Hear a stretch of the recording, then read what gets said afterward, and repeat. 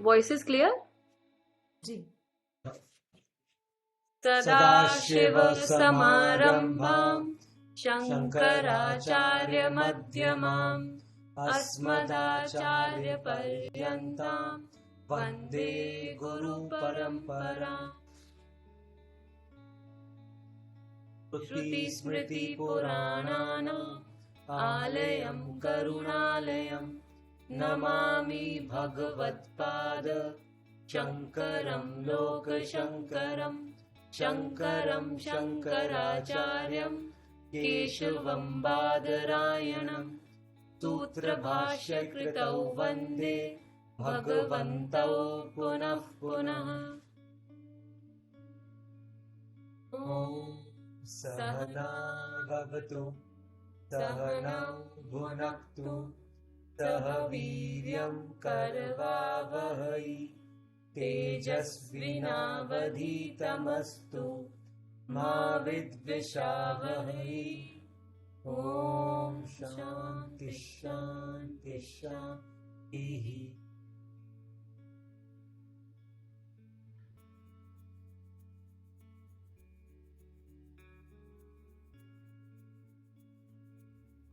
To 21.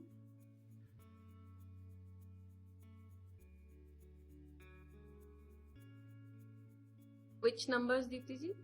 16 to 21.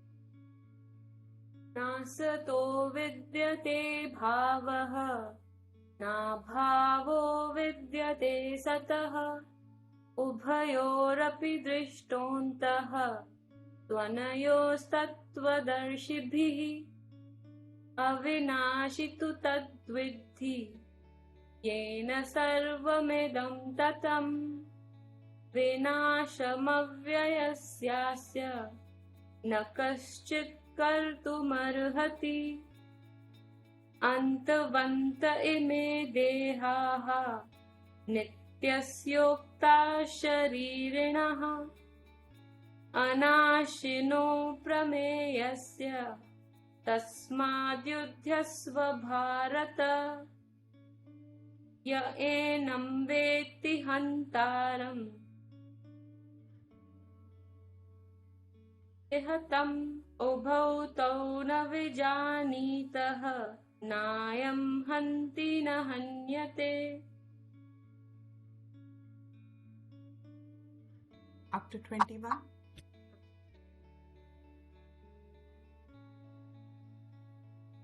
Na jayate mriyate va kadachit nayam bhutva bhavita vana bhuyaha ajo nityashashvatoyam puranaha na hanyate hanyamane sharire veda vinashinan nityam ya enamajamavyayam katham sapurushah partha sanghatayati hantikam.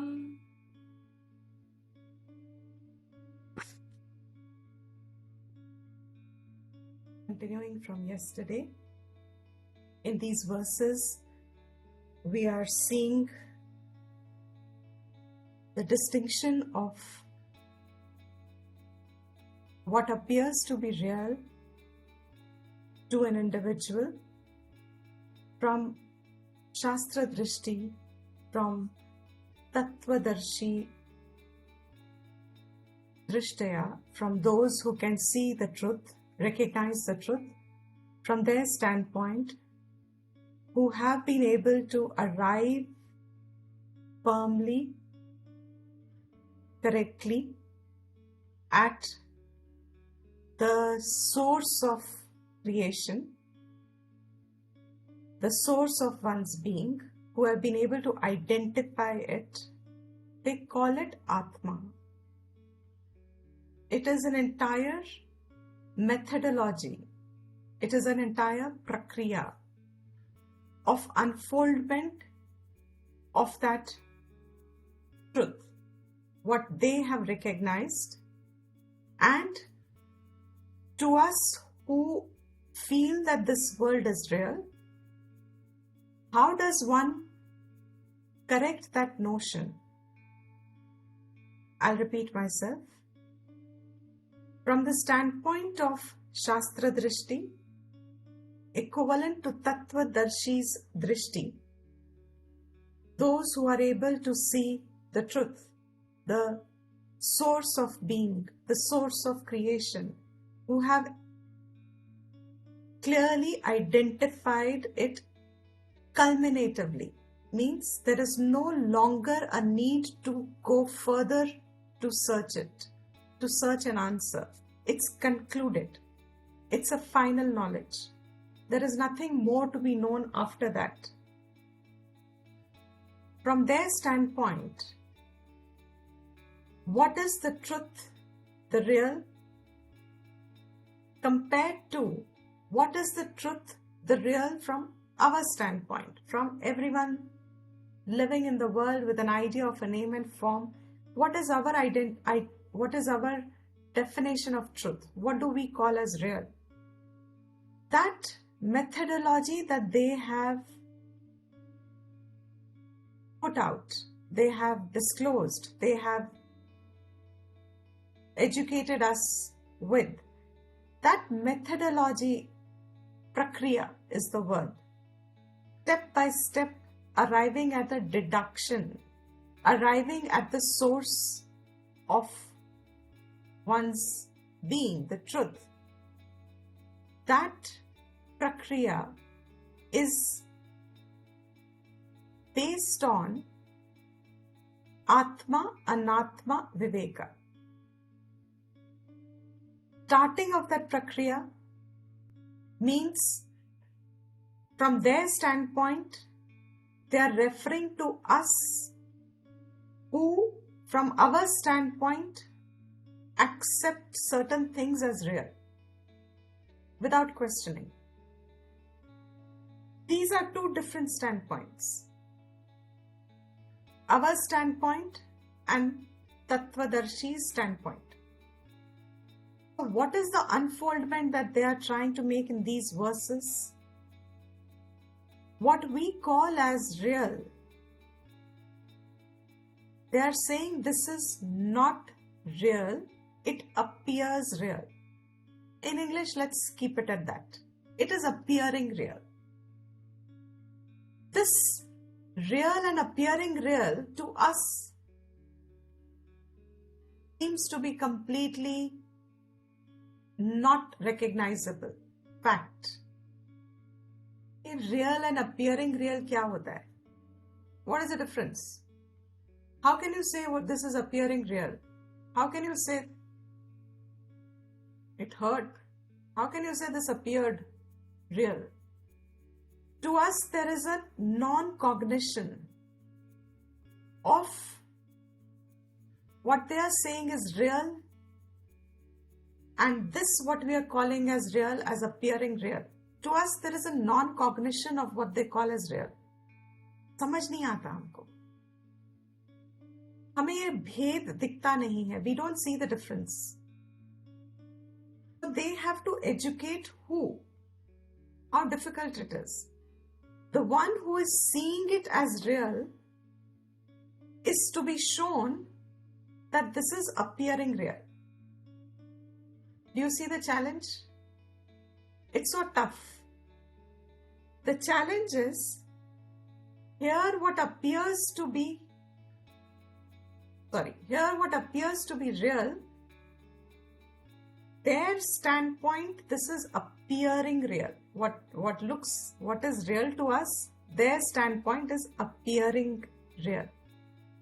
Real जैसा है, आभास है. It is just a notional reality. It is not a verifiable fact. It is not what you think it is. In other words, the one who is seeing a snake, to him is being told this is unreal, example seems understandable. But ये जगत है, and इस जगत में we are interacting, we have likes, we have dislikes, we have names, we have forms, we have so much of desires, we want to do some things, we have miseries, we have hopes, we have expectations, we have relations, we have so much in our life, every life. How does one come to understand their standpoint? Which means it's a self-discovery. It's a process of self-discovery. It's a journey undertaken as if, whose goal is what? Not outside but within. Recognizing it at the source. So what do they start the prakarnam from? What is the prakriya that they start from? They start by saying, you may look at it real, but accept first, even if it's on Shraddha, till you develop your Viveka Buddhi through the facts that we will give you, through the process of reasoning, through the process of logic, through the process of examples. Exercise your Viveka Buddhi, follow those steps, and you will also arrive at this truth. There's a famous parable, I don't know if I've taken it before, but it's very, very famous. Plato's metaphor. In a dark cave, before man was so sophisticated, so-called, living in caves, generations were living in a cave. And in that cave, they had to keep a fire lit. They somehow discovered the fire, striking the stones. And there was a fire lit there. That fire had to be kept alive. Generations means there were 3-4 generations like we all are at a time. The families were existing, surviving around the fire. Their entertainment was dancing around it, living around the fire. Fire was the center of the cave. And the shadows that would go on the walls of the cave, they would look at those shadows, and that was their engagement completely. One day, one person, when you are coming out of the cave, from the center thick of the cave, there is some darkness that it plunges into, where the way is out. So there was this way coming out, but it was complete darkness. And the parampara within them was, nobody should go there because whoever goes there doesn't return. So it was a prohibited area, like a superstition. Wahan jo bhi jayega, wo wapas nahi aata hai. So do not go there. The children were told not to go there. The adults were told, nobody was supposed to go. Each one would hold the other back if someone tried. There was this young person who eye kept on going. Uski nazar wahan jati rahi. At that dark space where the fire's shadow was receding, at that dark space, uski nazar jati gayi. And when it went as far, the alternate thought that was given to him, that don't go there, nobody, that fear was emerging. Also, he had his family, he also had attachments. To try and go in that direction would mean he'll have to deal with these attachments within himself. So on one hand, there was fear of the unknown. On the other hand, what was pulling him into his own comfort level was this attachment that he felt for his own people. Security that seemed to be there. At least it is known. It was a sense of security, a sense of belonging. Even if it was short, that is what life was for all of them. Few days, weeks passed. After every little while, his mind would go to it and he would withdraw again. Mind would go, withdraw. And then slowly, after a few months, because this thought kept disturbing him, what is there? Why is it that once who goes there do not come back? What is it that prevents us from going there?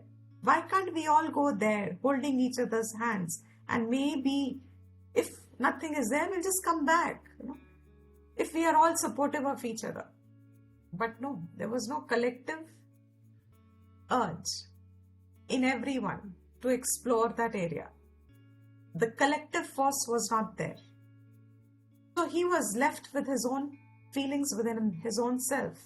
All these three kind of, just arbitrarily saying, a fear of the unknown, security of the attachment, and at the same time a desire to know, and a hope that maybe someone will help.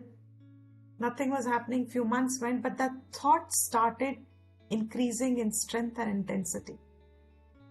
One day he decided he can't keep quiet and calm anymore. There is no longer an entertainment for him just watching the fire and being with his own people. It was not sufficient. Somehow that thought started to gain so much strength that he wanted to start thinking along, just living by his own self. Akele nikal jate. The risk is what? As everybody said, you won't return back. That was a huge risk. But living disturbed like that didn't make sense to him. So one night when everybody was asleep, he decided to go ahead, take the plunge. He decided to entertain what this thought was leading him towards. And he started started walking out into that dark opening, some dark entrance. For some time, as the light of the fire was there, he was able to move, and it was still some light, but it was diminishing. After some time, he saw he was plunged in darkness. He didn't know the step forward. He couldn't see anything. It was pitch dark because that light from behind was no longer illumining his way. Pitch dark ahead. He didn't know what to do. Fear increased. He started calling himself stupid, idiot. क्या किया मैंने? सबकी सुनता रहता, अच्छा था. वहीं रहता, वही ठीक था. क्या जरूरत थी? What was so different in me? What was so odd about me that I had to go out like that? But now it was, going back would have meant people would have woken up and he would have had to hear for the rest of blah blah. So he is not able to have the courage to face the rebuke that he is going to get when he returns back. So what choice was he left with? Let me walk. Let me see. Girte, patakte, because he doesn't know anything. So definitely he falls. Definitely he hurts. Definitely he injures himself. Yes, all this is happening to him. But the thought that he wanted to see what was at the end, ye rasta ja kahan raha hai, that thought he held on to, which was enough for him to overcome all these difficulties that seemed to be there. No longer the company of his comfort zone was there with him. Nothing ahead. There is nobody along with him. He seems to be all by himself. He has to deal with his fears. He has to deal with all these emotions within himself. At the same time, he has to keep hoping that there will be something ahead. They do not know what it means. Nobody has gone into that direction. Goes, walks, hurts, gets up, walks. I'm elaborating a bit, I know, just for the imagery. Because the whole thing is a symbolic. He goes, walks, continues. Just when he's about to give up, soch ke ki, I think they were right. This is nothing. It's just an endless dark tunnel.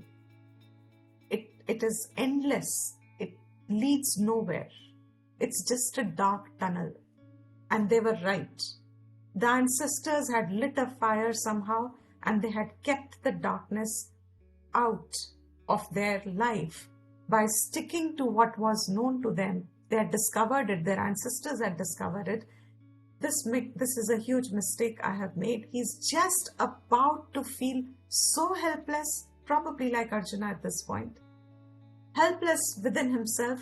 Hatash is the right word. Dejected. I made a mistake. I should have stuck on to what was already a known way of living. Just when he is about to give up and thinking, maybe now I should return back because there's nothing here. That last bit of strength and conviction and energy that was left within himself, he decides few more steps. Those few more steps seem to take a turn a little. And as he turned, those few more steps that he took just after he had felt complete dejection, where the choice was now to abandon his journey further and return back or take a few more steps. He's already invested so much. He's already gone through so much. Might as well see a few more steps. I still seem to have some energy. Let me go ahead. And he walks a few more steps. And far ahead, he sees a star. He sees a star, a beam of a star-like light. And he says, "What's that? Ye kya hai?" He takes his eyes. Doesn't know. He tries to figure out. But that now stream of light, as a star that was seen from far off, that becomes his guiding light. He starts to follow that light. Now he's not lost. He's not going anywhere. He doesn't know this direction, that direction. He starts to walk ahead, following that star in front. And as he keeps walking, moves on. While he walks, the star seems to grow. Becomes bigger and bigger. And when he's very, very near, he sees it's a huge light coming from somewhere. And as he approaches, there is a thrill that starts to emerge. Fear's gone. Every thought has displaced by the thrill of discovery. He still doesn't know what's at the mouth of the cave. He's still just seeing a huge light, which he's never seen. His eyes are adjusting. He doesn't know what all this is. And just as he approaches the mouth of the cave, he gets absolutely, there will be a verse that comes, he's in Ashcharya. What is the Ashcharya that he experiences? He experiences outside the cave, there is this flora and fauna and greenery and water and sun and light and flowers and vegetation and so much fresh air. There is so much life outside. For a few days, he just revels in that ecstasy. He's thrilled that he has discovered. He is no longer feeling, obviously he's thankful that he undertook that journey. Why? Because it tested him, no doubt. It put everything of his into fourth chapter, third chapter. He put everything in that Avan Kund. Everything, all effort went into it. And when he came out and he saw that there was so much light and so much fresh air, and this is life, he said. And he enjoyed, he reveled. But then one thought came. A thought born out of pure compassion, karuna. Of what? Now he is a jnani with reference to this light, this place outside the cave. Now he knows about all this. He is a jnani with reference to the fact that all that dark path was leading to the light. He's become a jnani now. He knows the way. He has come out of that way. So he is a jnani with reference to those who have never traveled in that direction. This person now feels, he has a sense of identification with those behind who are just living a limited life now. They are not expressing their full life. It's a limited way in which they are living, secure enough feeling, but that is abhasa of life. It's an abhas. जीवन जैसा है, जीवन नहीं है वो. Because जीवन नहीं है, कौन कह रहा है? The one who has come out there. There, when he is outside, he is experiencing life in its real form, in its real nature, in its full expression, compared to all those who were inside the cave. And the thought came, let me go back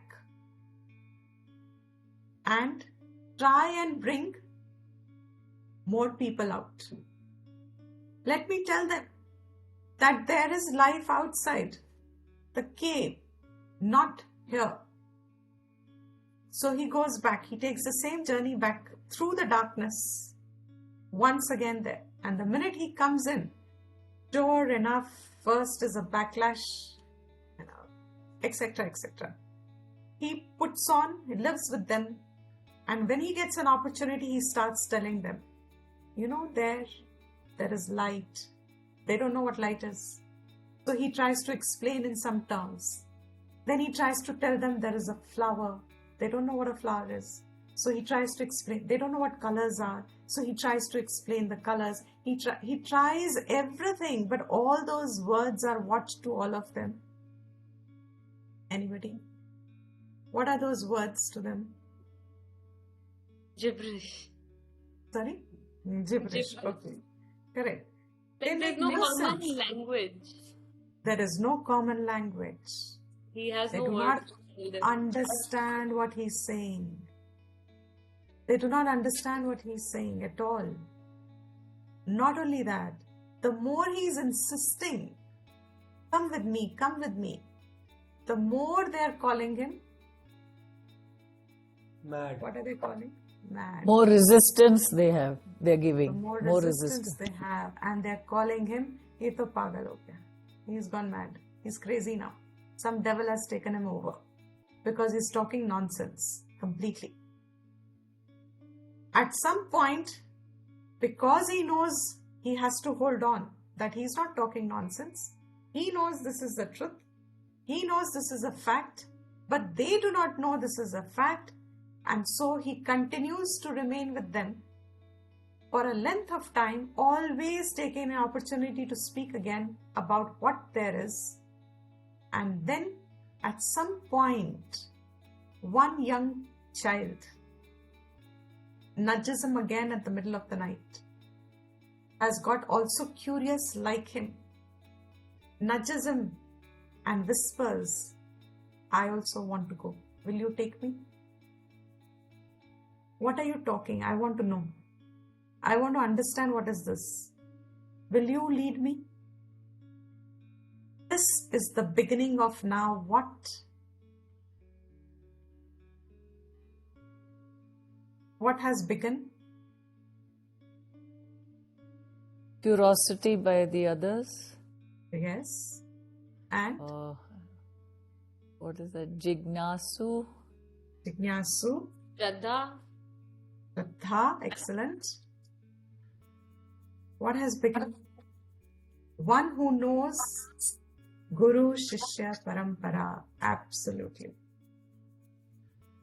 This has got established now what? Who's that Guru? He is a Jnani now with reference to, he knows the way. There is no mystical thing. He just knows it because he's been there. He's taken the journey before. So he knows what this journey will lead to.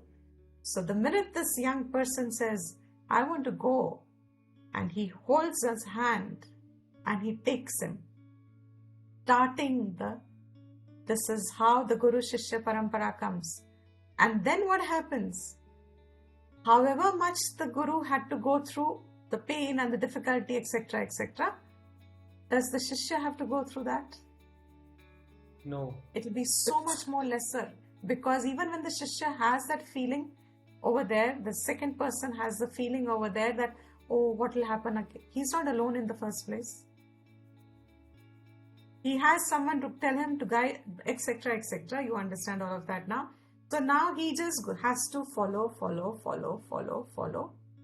And then sure enough, the second person also reaches the mouth of the cave. And he also gets that ecstasy. He also feels, he feels exactly the same that the first person felt.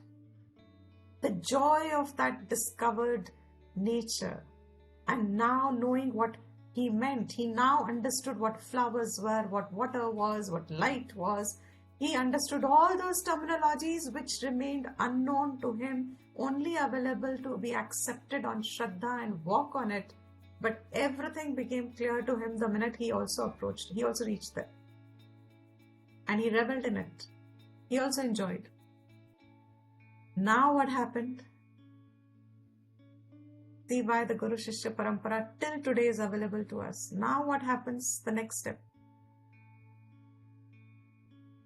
Both of them will go back. Okay, that's a wonderful thing. But in this story, the Guru tells the Shishya, now you go back. My job is done. Now you have an obligation. I pulled one out, you go and pull one out. So he also goes back. He says, the first person said, मैंने अपना whatever to that community I lived in and I enjoyed with them. I felt security. I felt I had received something from them. It was my obligation to make sure that they had this if they wanted it. He did that. One came out. He says, I have repaid that. Now you have also got the same rinam. You have also lived with them. You have also enjoyed their security. You also have a duty back to them. Now you go back and you pull one person out. Now what is that whole thing happening? Sure enough, in between, not every person is going to be successful to have one person being pulled out. So a lot of them will go backwards. This mad, why did I follow this Guru? Why did I do this? And he goes back out, back into the zone, comfort zone again. Not everybody may reach there, but the Shastra Prakriya is this. This is not from our Shastra. It's supposed to be Plato's metaphor of spiritual journey that one goes through. But this has been adapted into the tradition recently. I don't think it was there before. It is in a recent way that the story has been adapted to convey, because it conveys very, very well. The context in which I have brought in is Atma is avikriya, avikari, ajaha, nityaha, shashvataha, the second line of the 20th verse, puranaha. These words are what? In the parable that we just did. Atma is ajaha. Atma is nityaha. Atma is shashvataha. Atma is puranaha.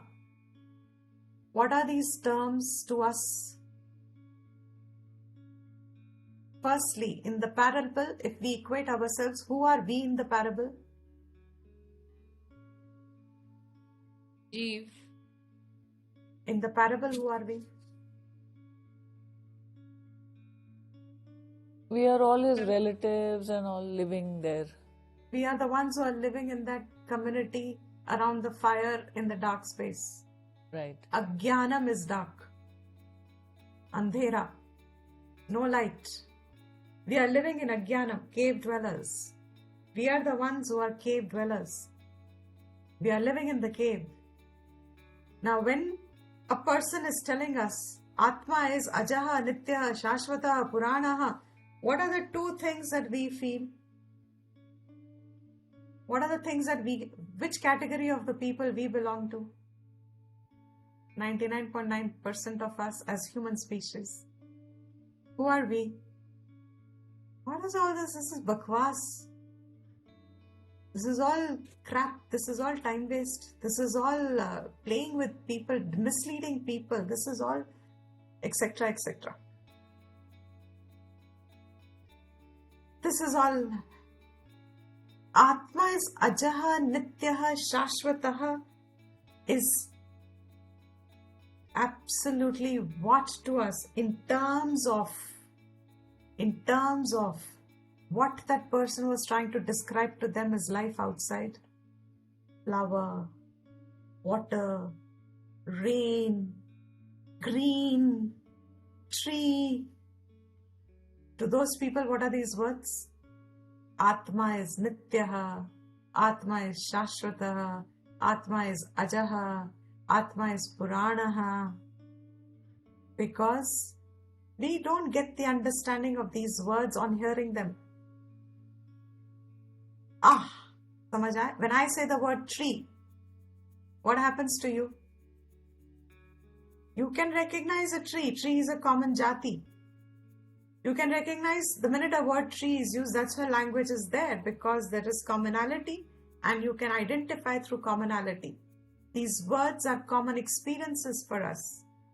But in ajnanam, because of ajnanam, and what is ajnanam? Not another entity. That I do not know I am Atma is the ajnanam.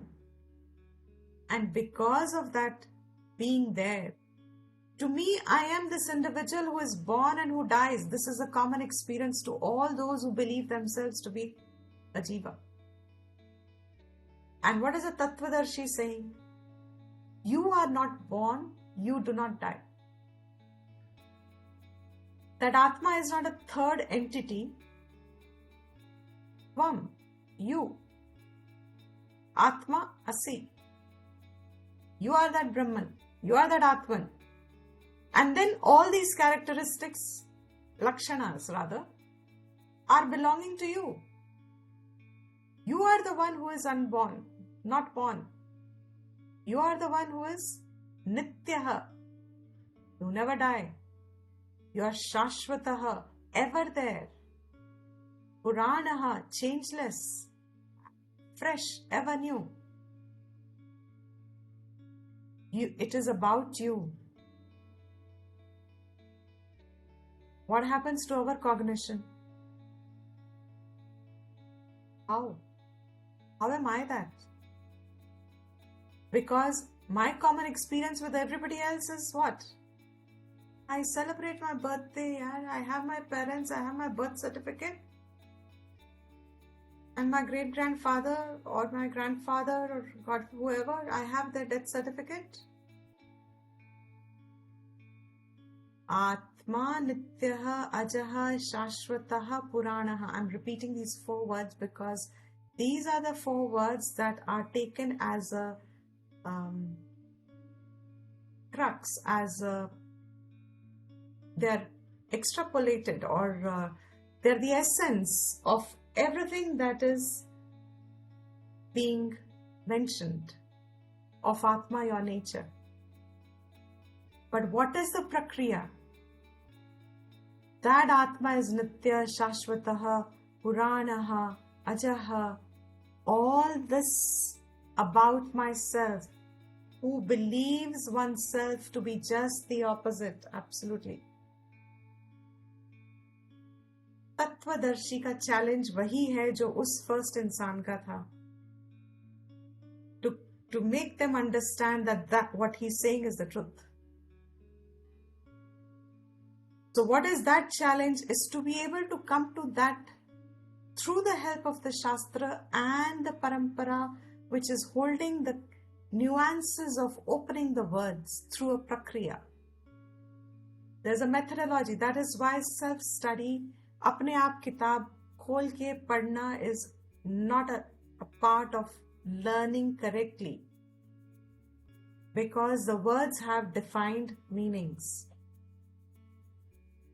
So ajaha, when he says Atma is ajaha, he gave the entire reason. Why is it ajaha? What did he say in the 19th verse? He took the statement, this enam veti hantaram yaschainam manyate hatam. One who thinks that I am killing or I will be killed. जो ऐसा सोचता है, both do not know. What is outside the cave? Drishti. What is a Tattvadarshi Drishti? आत्मा ना मरती है ना मार सकती है. That मार सकती है is in the next verse. ना मरती है ना किसी के कारण मारी जाती है. It cannot kill and it cannot be killed. No one can kill it. It cannot be destroyed. So that knowledge of Atma to us is like we, the second person, trying to follow it. That Atma is your nature. The Parampara would tell us, keep the words in your mind. That's why those morning prayers, even in Tattva Bodha, when we said, when you get up the first thing in the morning, what was the first prayer that we hoped that we would remember and we do? Nityam Shuddham Nirabhasam. Nirakaram Nirabhasam Niranjanam. Nityabodham. Nityabodham Chidanandam. That Gurum Brahma Namami Aham. That Brahman itself is my goal, is my Guru now. That is in the form of all this. That is who I am. And so that vritti has to follow it. This na hanti na hanyate is a declaration of the one who's outside the cave who has returned back, Tattvadarshi. Correct. Nityam Shuddham Nirakaram. That becomes a pratigya now. ये मरती नहीं है, ये मारी जाती. But how will I lead my thought to understand this? It will have to be accepted. मगर मुझे आगे सोचना पड़ेगा ना. How will I accept the statement? हेतु given. Next verse, the reason given. आत्मा अविक्रिय है. आत्मा में विकार ही नहीं होता. Being avikriya, avikriyatvat, because it is avikriya, therefore it cannot have birth and it cannot be dying. Avikriya means something that will never change. Does this help in understanding one step further? Anybody? Atma is avikriya. Is it just another word now? Once again, aja, itne words mein ek aur avikriya word bhi aa gaya. Or is avikriya word something tangible now? How does avikriya word become tangible? Because if it's not changeable, then obviously, it cannot die. Because that is Correct. a change. A birth Correct. and death is change. Correct. So what is vikriya? Is that my recognizable word? Can I identify? Like I said, tree. The minute I say tree, what comes to your mind? A tree. Okay. When I say vikriya, what comes to your mind? With reference to yourself, the topic is yourself. Body. Absolutely. Correct.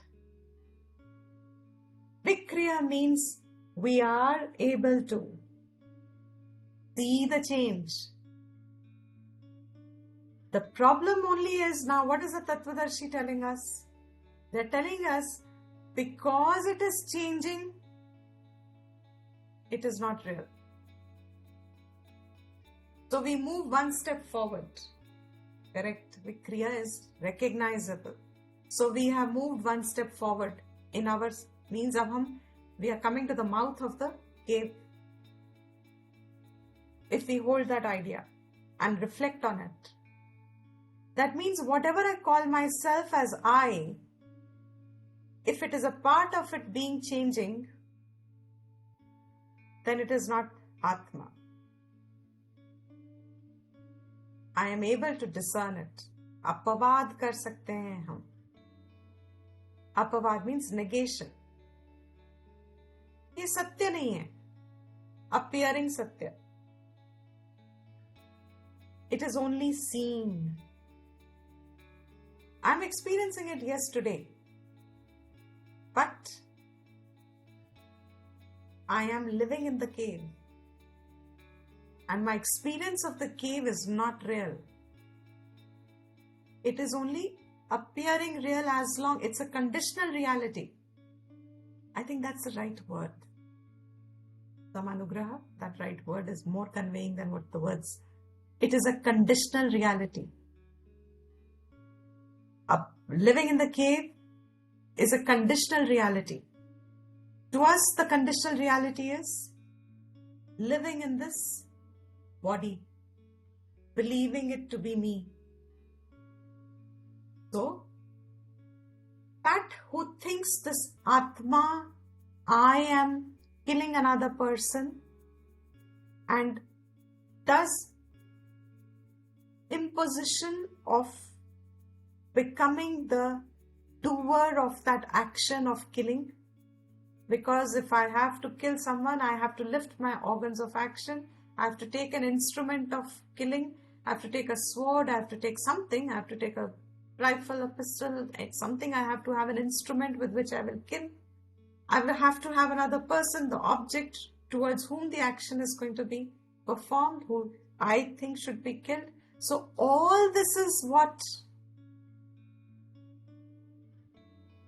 All this is Tattvadarshi says unreal. Which drishti? Outside the mouth cave drishti.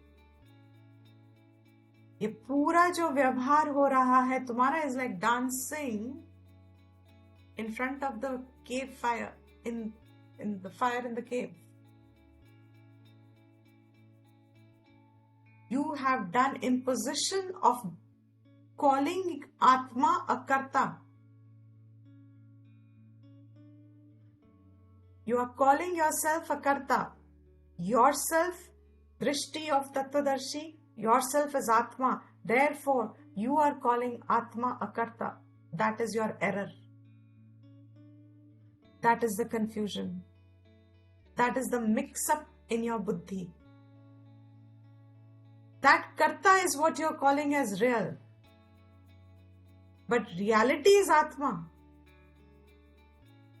That Atma is lending the reality as if lending. Because of the Atma, you are able to impose something. Because of the rope, you are imposing the snake. The snake gets imposed.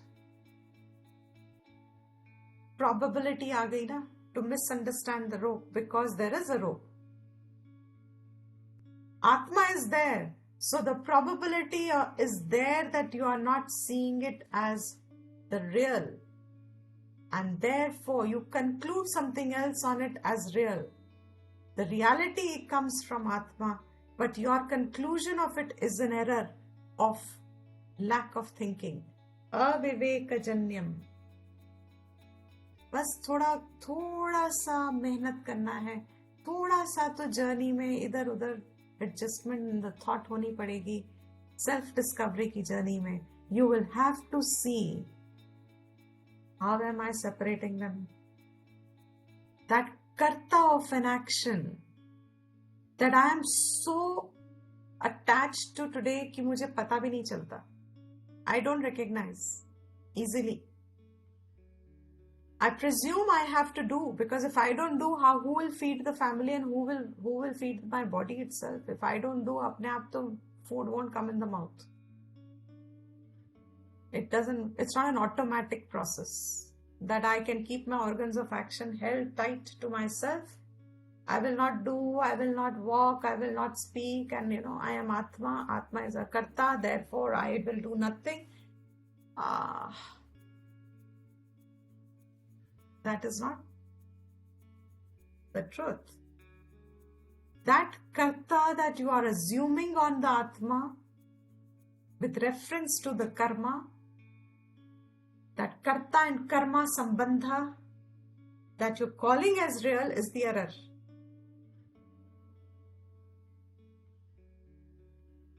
That, he says, does not apply to Atma. Means Atma is akarta. And if you think somebody else, so often we all feel that when people tell us,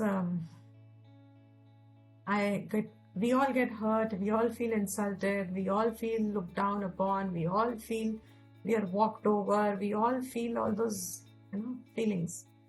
That means I am holding someone else responsible for me feeling this way. उनके कारण उन्होंने ऐसा कहा इसलिए. So the nazariya is, the drishti is, they are powerful, they are strong, and they are victimizing me. I am subject to being victimized. That thought that I can be victimized by someone else, उसके कर्म का मैं, कर्ता का मैं कर्म हूं. Is that sentence clear? For them, they are the karta and I am the object of their action. Just as if I am killing, I am the karta, the person I am killing is the object of my action. वैसे ही I think sometimes I am an object of someone else's action. Even then, when you are seeing yourself as a karma of someone else's karta, that also is not Atma, real. It is abhasa. It looks, there's an error there because Atma na karti hai, akriya, akarta, neither can it become an object of someone else's karma. You cannot touch it. Atma, akarta, abhokta. It doesn't have bhoktritvam as a lakshana. So now, is the vichar going ahead if we are able to follow? Suddenly there is an opening of thought. The vichar leads forward. What does it come to now? That whatever I am imposing on myself, if it is in the category of change, if it is in the falling, I can see that it changes. Because karta changes. Bhokta changes. Sometimes I realize, I was thinking wrong. They were never actually thinking like that. Their idea was not to victimize me. I misunderstood. Sometimes suddenly I change my own mind. My mind changes, my ideas change, my thoughts change, my notions change, my feelings change. I change. I change. Who is the I that feels I change? From the Tattvadarshi standpoint, this is not the real statement. I is changeless. So you're feeling that I am changing and I change and I can change and all that in its place, okay. But those things are not going to give you freedom. They will tie you. वही चीजें हैं जो आपको बांध के रखी हैं. These are the things that are tying you down, binding you.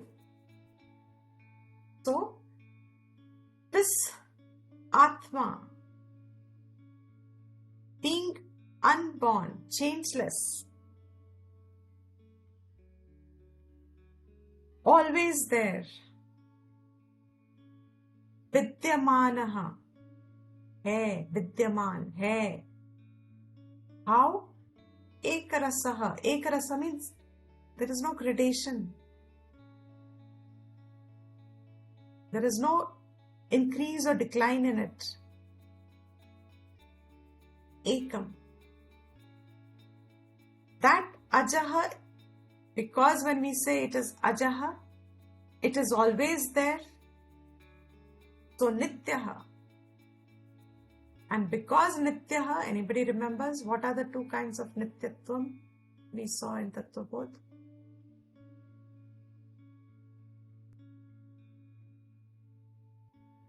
What are the two kinds of Nityatvam we saw?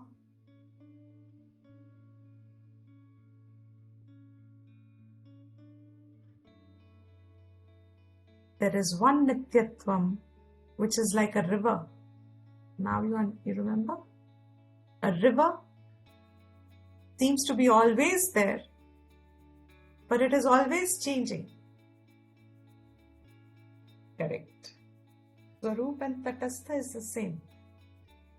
Pravaha Nityatvam. It is always there, but it is changing. Ever changing. That Pravaha Nityatvam. Correct. To say Atma is not ever changelessly there, because there will be a school of thought, one darshana which will say Atma is changelessly there. For them, Nityatvam means Pravaha Nityatvam. But what is Vedanta's drishti? It is not Pravaha Nityatvam, it is Kutastha Nityatvam. So the Nityatvam which is Kutastha, which is changeless, around which means because of which it is Adhishtan of everything, it's Sarvavyapi. Therefore, to correct that Pravaha Nityatvam flaw, Shashvataha, ever there, it is Kutastha.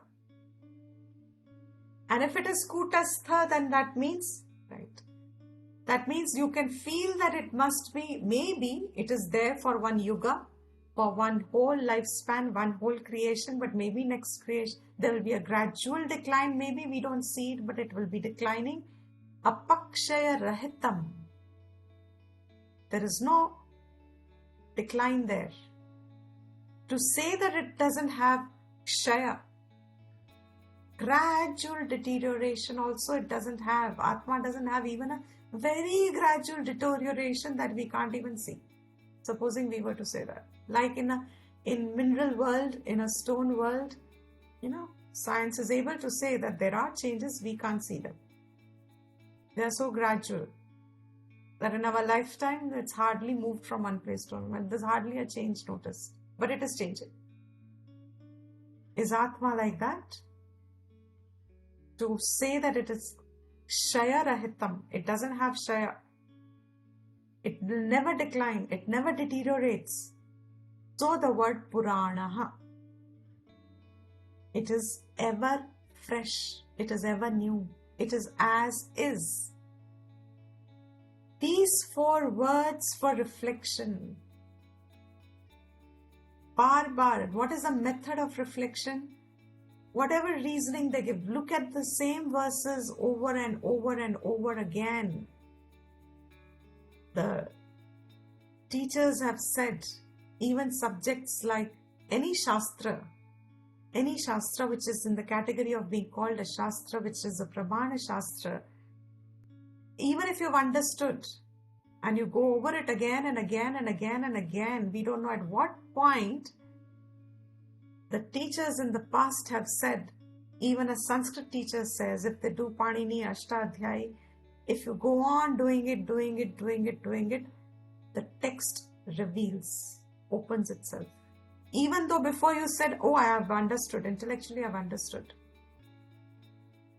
समझ में आ गया. So normally for most of us, समझ में आ जाता है means now it becomes the end of our pursuit. समझ में तो आ गया. So now what next? और क्या है? और कौन सा टेक्स्ट करें? और क्या पढ़ना है? और मैं कौन सा कर्म करूं? और मैं क्या कर लूं? और कौन सा कोर्स कर लूं? और मैं कुछ और कर लूं? और मैं कहीं और चली जाऊं? और मैं कुछ, the constant thought is I should be doing something more. That goes on because I feel I've understood, but the method of knowing it is knowing it, then understanding and knowing it. The method of knowing it is the same thing. You go on looking, and that at some point, even what I have understood before, the cognition becomes non-separate from me. This word may look very as a paroksha as all the other things of Atma is. That's how the teacher, that constantly looking at it, the vision becomes one. The topic is non-separate from you. Today it looks separate from us. So, these 4 words, avikriyatvat is the hetu, which becomes our point of holding on of reflection.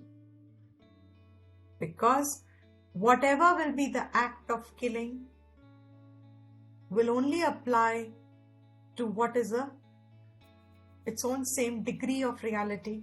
The act of killing will apply to the same degree of reality. In that same degree of reality, this body is subject to being destroyed. Therefore, it will destroy.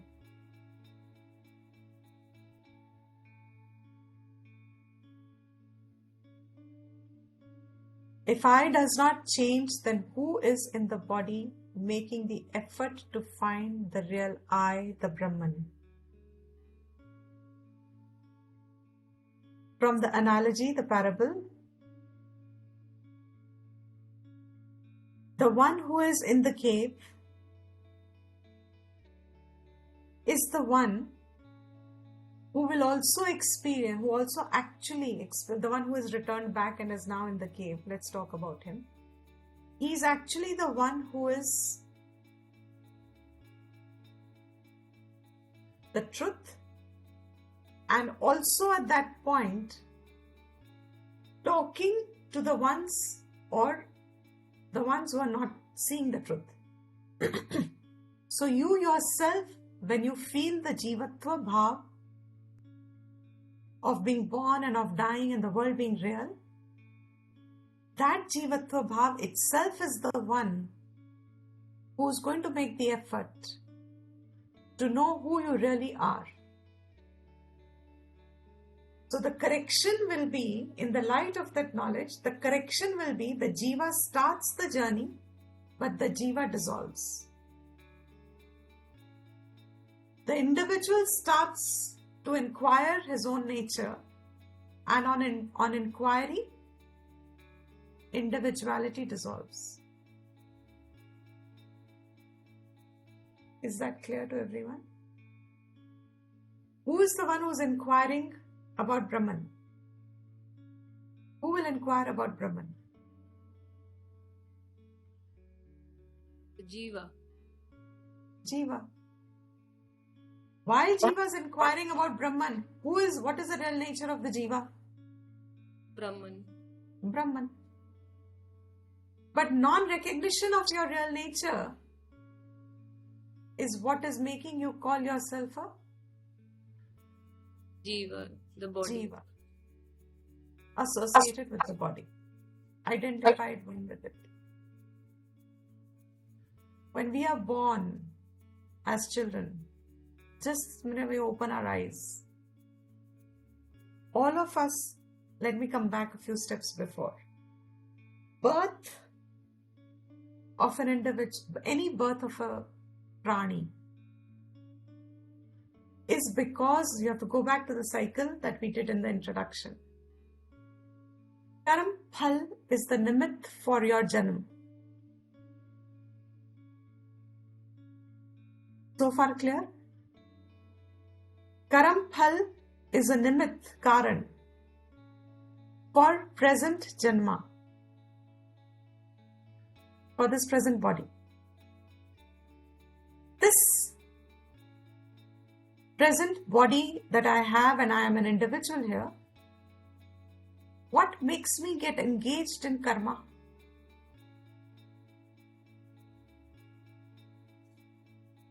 You forget all that you've heard. Look at your own lives, all of us. Since I'm born, what is that one thing that has kept me pravrit in karma? Desires. Sensory pleasures. Sensory pleasures, desires. What else? Can't hear you. Conditioning. Conditioning. Not Aditi, knowing. can't hear you. duties, responsibilities, wants, emptiness, कुछ करने के लिए चाहिए, time pass करना है कुछ लोगों को, different reasons. ये सब का सब that has put us in karma, that keeps us engaged in karma. What is the seed of that? अज्ञान, फला सकती. हाँ, come one step मतलब अज्ञान has become the final shastra drishti. Am I able to identify that? What is happiness? What is making me constantly engaged in karma? Seeking happiness, fulfilling emptiness, doing my duty, doing my responsibilities because I have them, conducting my life. Anji? Desires. It's all this we've covered now. One step Feeling before. incomplete. Sorry? Feeling incomplete. Feeling incomplete. What is the need for doing karma? Just go back, look back. Balastavat krida sakta. As a child, do you remember your childhood stage? Do you remember your childhood stage?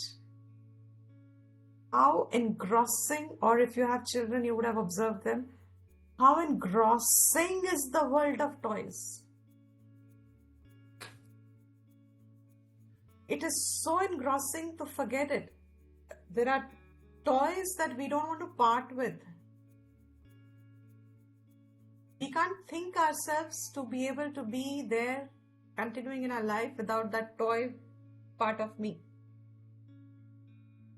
I often give my example of my growing up, as I still remember that the very doll I had, and that doll, plastic, cheap dolls that were there. And then I would sleep with the doll had to be next to me, sleep. So one day I asked myself, what should be my relation with the doll? So I said, let me make her a sister. So then I said, oh, she has to be with me throughout. And then I realized something's gadbadya. Because a doll, even a doll can be, your parts come out. But for that little time that you work to grow out of that doll attachment, I had to work out of it because I realized it's a waste of time, but mind was still holding on to that doll. It's a part of your emotional maturity. As a child, it's needed, it's not denied. It's a child's emotional maturing process. But there at that point, look at the way in which the world of toys was real to us.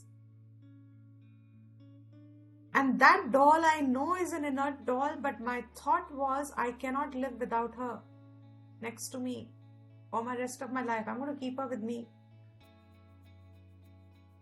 And then some people try to, and then the adults, then once you come to grow a little older, then they start calling you names for keeping a toy like that for so long. अभी तक गुड़िया के साथ खेल रही है.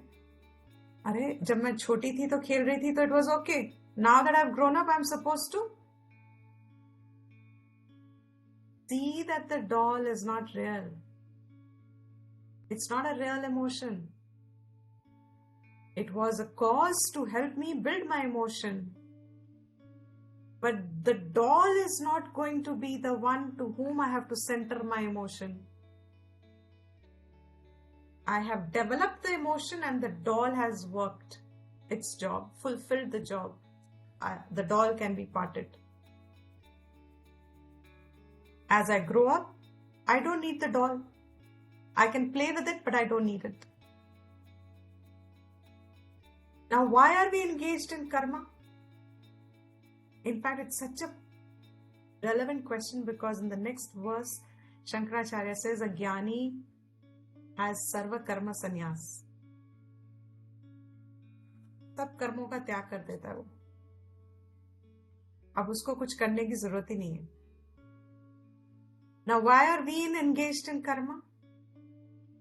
We think it's real. We Everything. think that all our suffering, all our duties, all our responsibilities, all our world, everything here is real.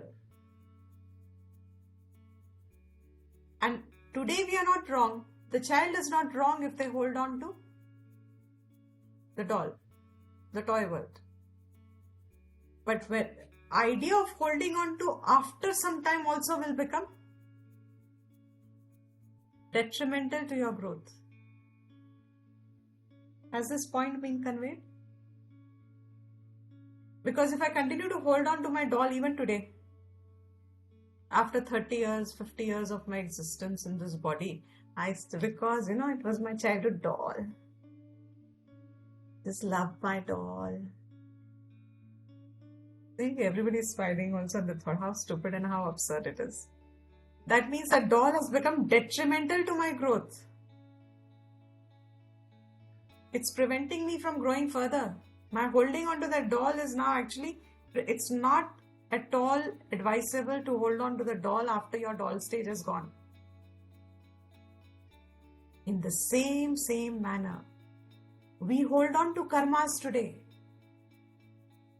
because there is a sense of responsibility, there is a sense of duty, there is a sense of want, there are desires, there are relations to be निभाओ.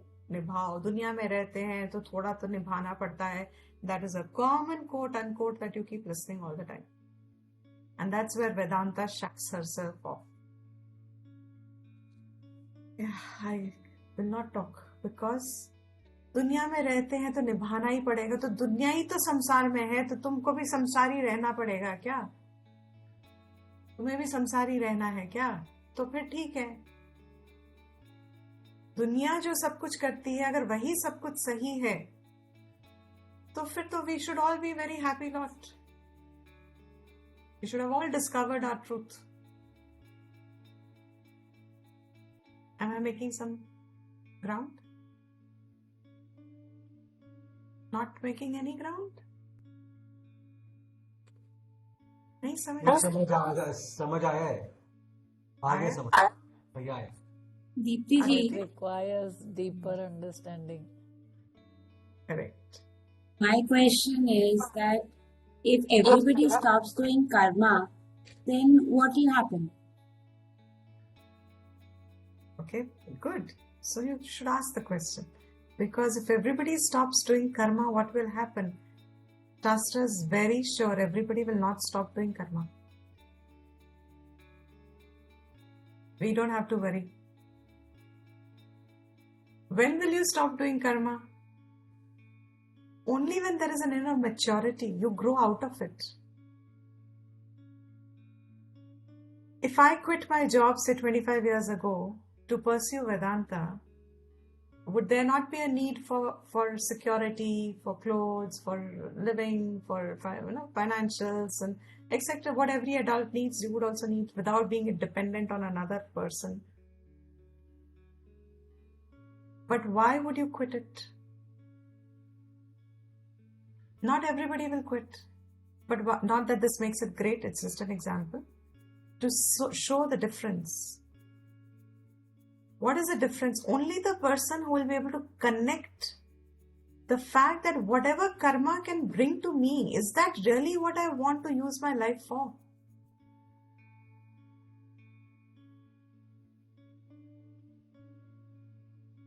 Not everybody will think like that. So what will happen? Krishna also knows that. Scriptures know that. So what will happen? The minute these 2-3 verses more slowly start receding, he will bring us back to the topic of karma. Because who can give up? The context is Atma. See, I have always said, keep in mind the context. The context here is now, Shloka and Moha are absolutely not justifiable from a Paramarthik Drishti, from your Atma Drishti, from the Tattvadarshi standpoint. But from a Jivatva standpoint, Shok and Moh are your characters. उसके बिना जीवन ही नहीं है हमारा. If हमारे life में थोड़ा शौक मोह नहीं है, तो how boring our life is. If there's no struggle in our life, we don't call it life. So for us, this has become like that star for the person at the mouth of the entrance. It's a guiding light. At this point, what will be relevant? For Manan, I can go on reflecting it while I continue to doing my karmas that need to be done. It's a hypothetical question that if everybody stops doing karma, it's entirely hypothetical. By default, when there is an inner incompleteness felt, when there is a vacuum felt, when there is a dependency felt, when there is a need to work for oneself, when I want the fruits, I can't find freedom from them, no? If there are responsibilities to be fulfilled, then they have to be fulfilled. I'm not going to be able to get out of them.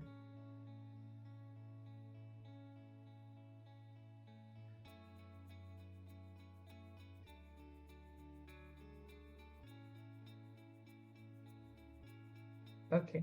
Is it making? Yeah, hope for fulfillment. That's the point. See, because in that hope for fulfillment, why are we doing karma?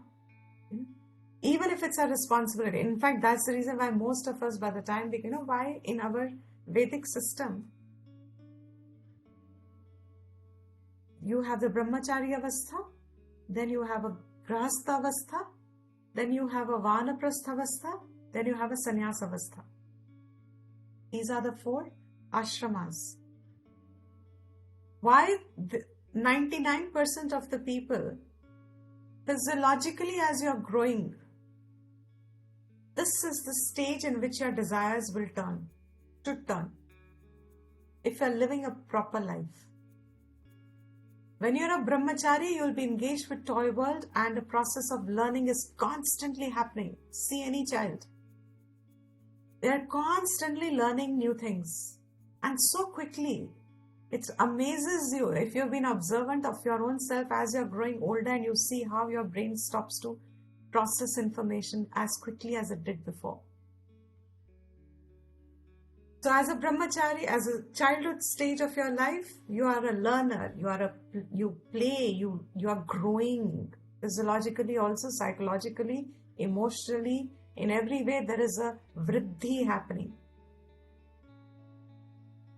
Then you enter the stage where it is now a stage of responsibility. Once you become old, grown up, nobody wants to take care of you. As long as you're a child, everybody is ready to take care of you. Even a stranger will come and help you if you're a child. But if you are the same person in a grown-up body, take care of yourself. I can help you up to a point, but take care of yourself, your life, your family, your duties, your brother. You take care of yourself. Because you're supposed to take care of yourself. Now you're a grown-up person. So what has happened now? A stage of grahastha. Take care of yourself, take care of your family, take care of your duties, take care of your responsibilities. You have all of them to do. And then after some time, what happens? If you are living properly, doing your duties, doing your responsibilities, by the time you reach your 40s and 50s, naturally what starts to happen? The stage at which I am at the moment. Difficult to get your body to start doing the same things that you were so eagerly doing before. Same karma has now become a burden. You loved cooking before, now somehow you have to just manage. Supposing, it's an example.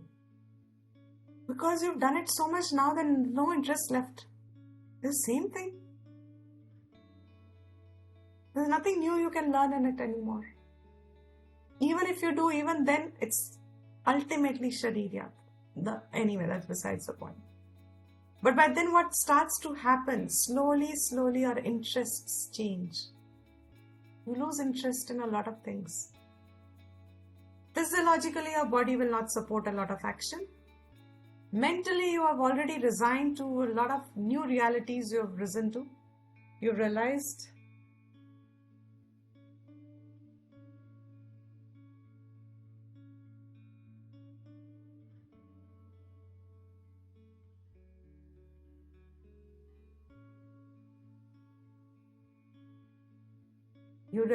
that, what was I saying? With age, body doesn't allow certain things, and mind is also. So the mind kind of, it's like now there's a disinterest. That's your vanaprastha stage. A lot of relations you start to say they don't mean much sense. Let me stick to the basics. Let me stick to physical, whatever are my immediate duties. Let me do what is necessary. Let me conserve energy. Let me, jitna hai usko consolidate. You will get to that point. A little more older when you get, hopefully. Or if you look at the people who are a little more advanced in age than you are, what is that interest at that time? You know your children are settled, your grandchildren, and they are busy. Wherever they need your help, they'll seek you. Now, your body doesn't move much, just about manages to move. In your mind, there is now average person. In the mind, by the age you reach, you may have a lot of desires still left to fulfill. You are an active person, okay, fine. But there is, most of the times the mind is supposed to, if you live properly from the Vedic standpoint, this is how you're supposed to live. I'm not talking about today what happens. By the time you reach the Vanaprastha, your mind should have developed a real value of things and gone into some vairagyam. Active vairagyam. छोड़ने वाली चीजों को छोड़ने की आदत बनानी पड़ेगी. And then when you grow a little older at sannyasa, now the mind has to be put into inquiry. Sochna to pade, death is approaching. It is approaching all of us, but we are too similar. We live life as if ये तो चलती रहेगी. जीवन है, चलता रहेगा. आज क्या करना है? I have duties to fulfill. So for most of us, the life goes into these 4 stages. Very few people will go from brahmachari straight to sannyas in the sense of thinking, not necessarily change your clothes, which means inquiry. So what happens as you move everyday life? The idea is, abhi to karam hai. What has Shastra told us? What has been the seed of this karam? Karam karne ka mera शुरुआत कहाँ से हुई है? If I identify this, that incompleteness, vacuum, even if it is a sense of duty, is it pure duty? That definition will come in Karma Yoga. What should be called a duty? And what I think is a duty, keeping myself in roles of life. If I'm a wife, I have a duty for my husband. My husband has a duty towards the wife. If I'm a mother, I have a duty for my children. My children have a duty towards the parents. Roles of life have their respective duties. But is that Karma Yoga? For that, you have to wait a little more. Next portion will tell us what is Karma Yoga. So, 2 questions. First question was, who is the one who will inquire about Brahman? The one who is, say today, in the context of your second question, the one who is already engaged in a sense of karma, because it is a cycle that is dependent on your karma at the point. You have to be the karta of those actions. So, there is a cycle that's started, you have to go through that cycle. That is the one who will reflect on what is your nature. Are you truly never going to be free of that cycle? Are you always going to remain in the cycle of karma? How will I come out of that cycle? I can only do it where I am. In the cycle in which I am is where I discover how to come out of that cycle. And those changes in attitudes and outlooks is what the rest of the Shastra Karam Yoga portion will tell us. So second question, no, everybody, we don't have, there is a story, I forget at this point of time, which is said in this context. I think it comes in the Upanishad also, but I'm completely forgetting at this point, where someone said, there was a Purva Paksha, if everybody starts saying, gives up action, then how will the world sustain? What will happen to the world? And the answer given at that point is a very beautiful, it's like a sarcastic answer given over there. Why are you worried if everybody will give up or not? Can you give up? So the person says, I don't. So he says, the same applies to everybody. So don't think everybody can, nobody can. It will be very, very, that's where he says, only one in a generation probably will come out to become an inquirer of the truth. So for all of us, does it mean that the study is meaningless? No. Why? Because it is leading us towards that.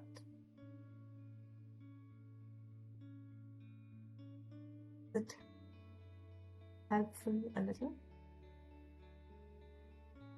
Otherwise, you can jot down and we can talk about it separately. I'll answer them separately. Rest, I would say, have a little more patience, because as the karma portion starts to unfold, things will settle. Is that okay? For now? So I think with this we will end the class. What is the question? Actively break this adhyasa.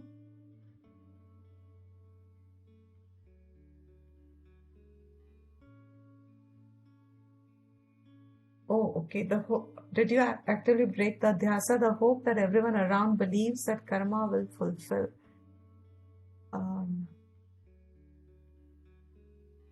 One of the biggest things about gaining freedom from the cycle of karma is genuinely, yes, it is due to vichar.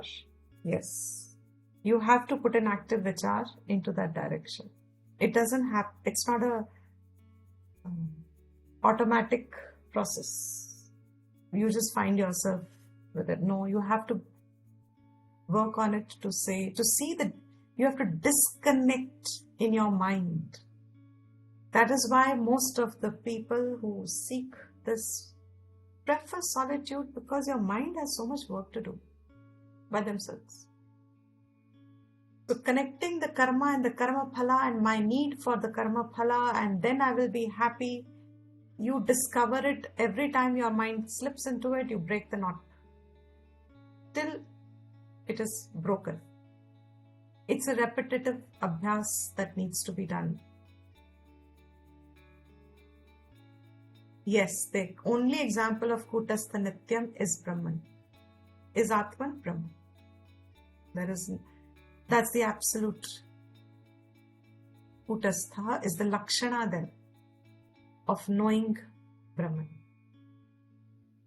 What is Kutastha is Brahman. Everything Pravaha will be recognized as changing. Neti, neti. This is not Brahman, because Brahman you will never objectify till you arrive at it. It's like saying, being in the cave, I cannot objectify the view outside the cave. When can I objectify the view outside? When I have gone outside. And then when I come back inside, I can still see it in my mind.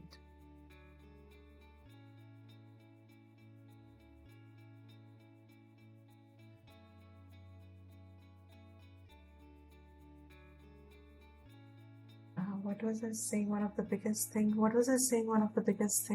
with reference to what was I saying? One of the biggest thing.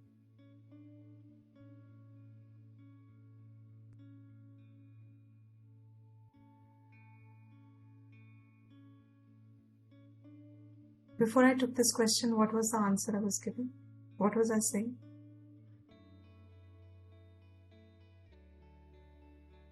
Yes. So while you are doing Karam Yoga, in fact, to the extent you are doing Karam Yoga, you will find vichar happening. Because Karam Yoga is what is detaching you. So vichar starts to happen.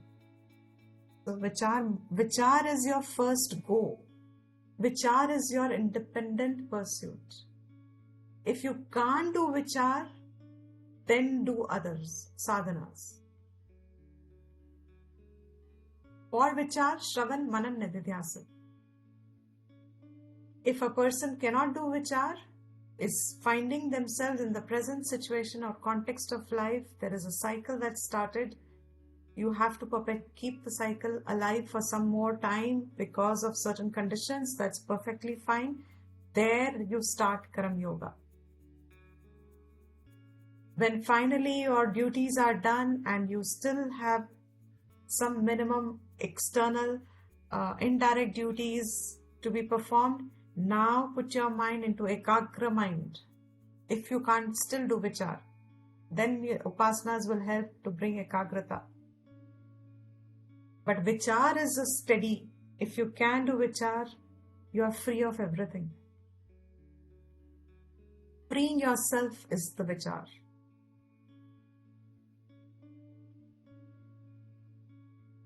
Okay. I think some of you have not seen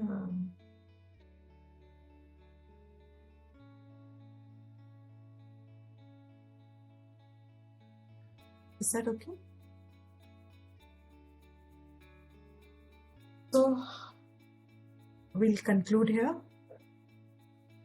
Is it needed to be any other question for now? So, just about the prava and kutastha nityatvam.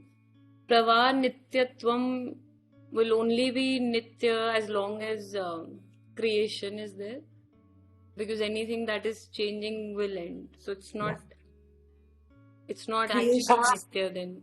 Correct. So creation is pravaha nitya. Right. Correct. Yes. Very correctly picked up. Freeing yourself is the vichar. I can make this. Okay. So we'll end here now. You can do the chanting, Shanti mantra. Yep. Is that okay, Shruti?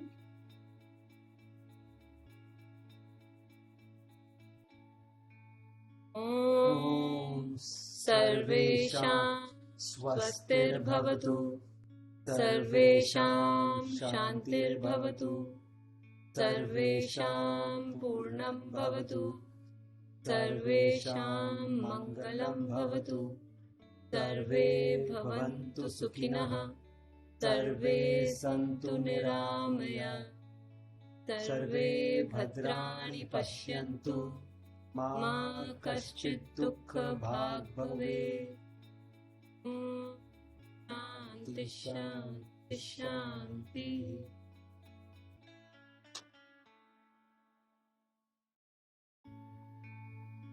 So thank you everyone. Hari Om. Thank you, Dipti ji. Thank you so much. Thank you, Deepti ji. Hari Om. Thank you everyone. Deepti ji, thank you very much. Thank you, ji. Thank you.